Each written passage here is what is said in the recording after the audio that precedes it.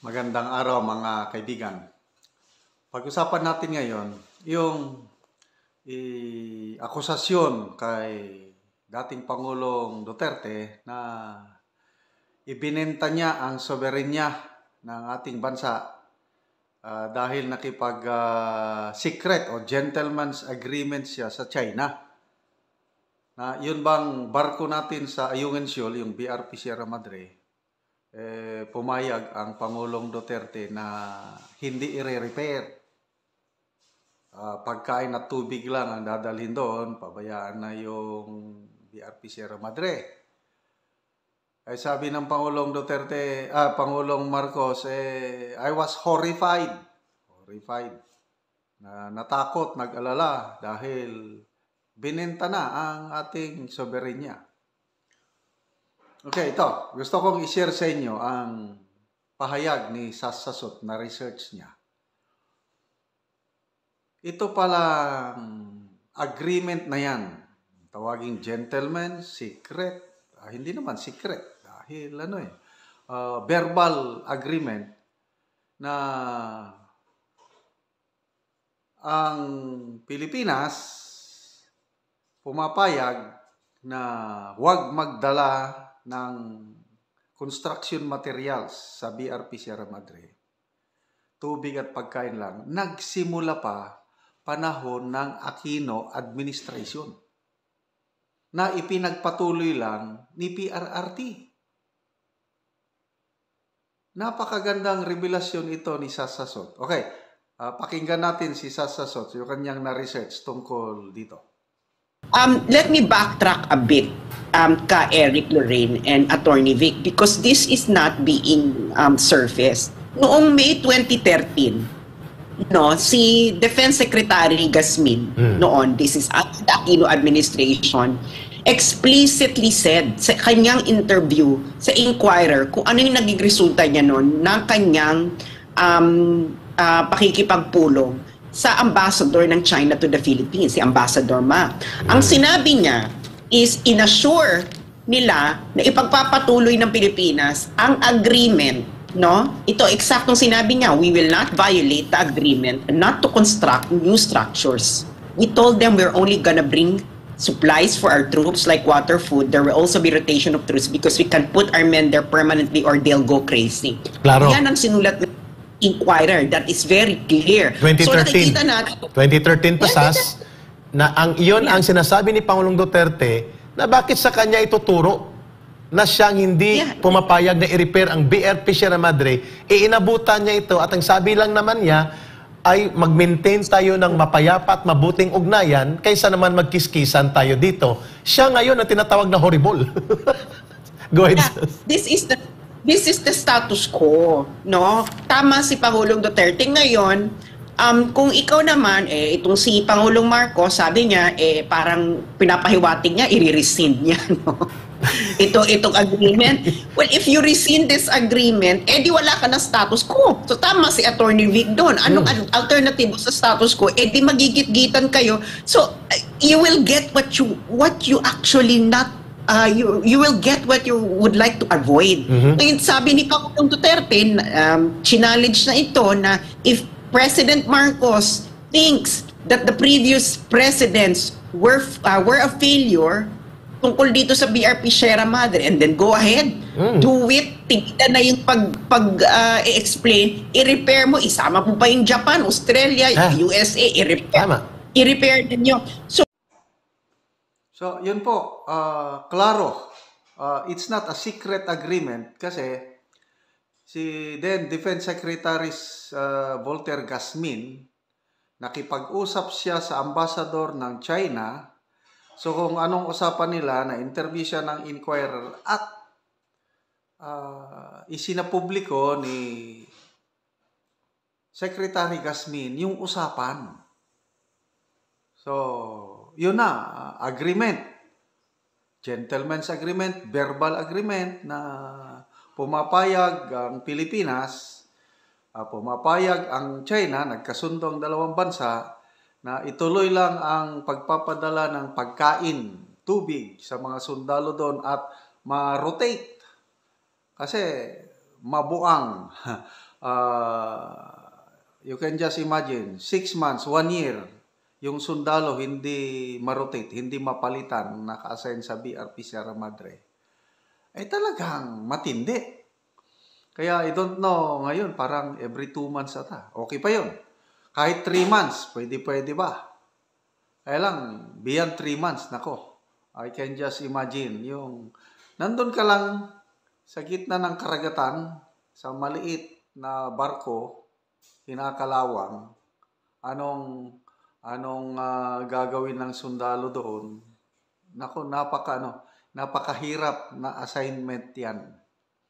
Yung mapunta ka sa, madistino ka sa BRP Sierra Madre. Kaya, ayun ang usapan. Rotation.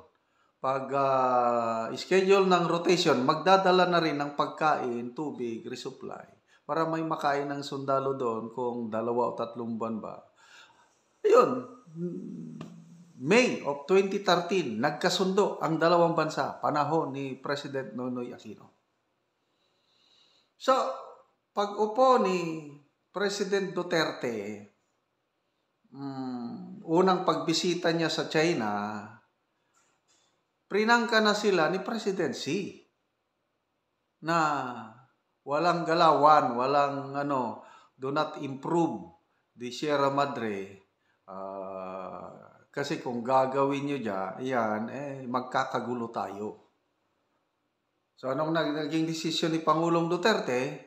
Naging practical siya, realist, na inamin niya na natakot siya. Ang kanyang stand is, sige, as is, where is, status quo, para tahimik, walang gulo. Kasi hindi handa ang bansa na makipaggera. Yun, status quo. Yun ang gentleman's agreement na nirereklamo ng administrasyong ito. So, yun yung sinasabi ng Pangulong Marcos na I am now rescinding that agreement. O, di sige. So, pinuputol niya na yung agreement na yun na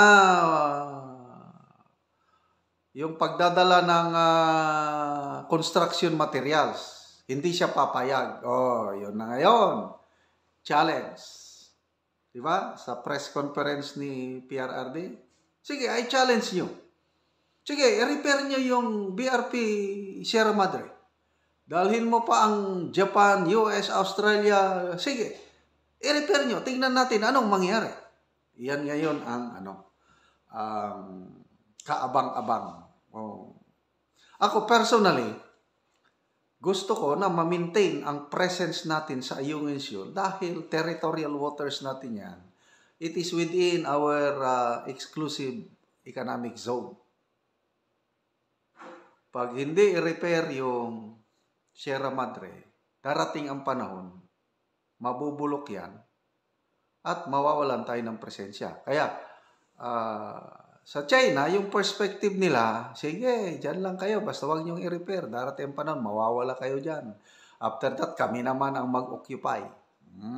So yan, patigasan na ng ihi, patigasan ng ulo. So, i-repair, sige, why not? Pwede i-repair ng administrasyong ito. So, kung magdadala ng construction materials, tapos yung wooden boats lang ang gagamitin, talagang kakanyunin pa rin ng tubig. So, anong maganda? Di magpa-escort ng Philippine Navy, US Navy, Japanese Navy, and let us see. Sana matakot ang China. Kung natakot ang China, hindi na siya mag-water cannon, pabayaan na lang. Di maganda. Pabor sa atin. Paano kung Paano kung next resupply, merong Philippine Navy ship, may US Navy ship?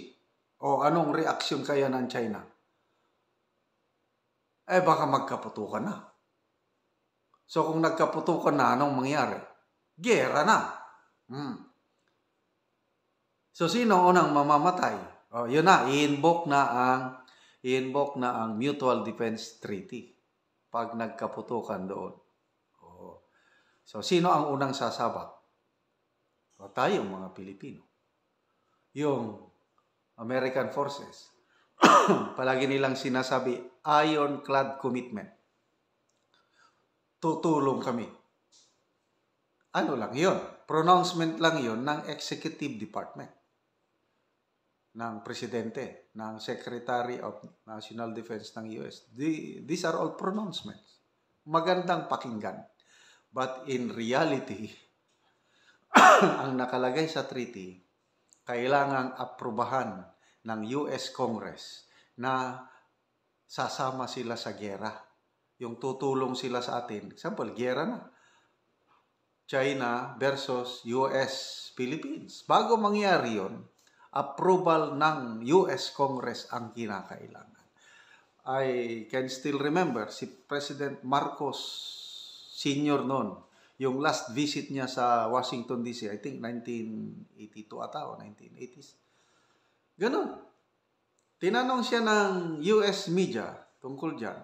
Sabi niya, don't you know that the Mutual Defense Treaty calls for the approval of US Congress? If a shooting war occurs in the Philippines, we are now dying in the battlefield while you in America, we are still waiting for the approval of the US Congress. We are dying while you are there, are watching us die. Ganon. So, hindi natin maaasahan kaagad ang tulong ng mga Amerikano. Although we need it, kailang papaano kung mag-atubili ang US Congress sa pag-approve. O isa pang question, papaano kung ang mananalong presidente by US election ngayong November, papaano kung si Donald Trump? Di wala na. Kasi iba ang pananaw ni former President Donald Trump. Ayaw niyang makialam sa affairs ng iba't ibang bansa. Ayaw niyang maging global police. Ito naman kay President Biden, global police ang gusto niya. So, ulitin natin ang gentleman's agreement o verbal agreement, hindi sinimulan ni Tatay Digong. Sinimulan ng Noynoy administration. So, ipinagpatuloy lang ni PRRD yung agreement na yun para ma-maintain ang kapayapaan. Kaya, nung panahon niya, walang masyadong tension sa West Philippine Sea dahil wais si PRRD. So, ngayon, I don't know. Dahil matapang ang presidente, umaasa siya palagi sa Amerika, sana hindi tayo mapahamak sa isang malaking giyera.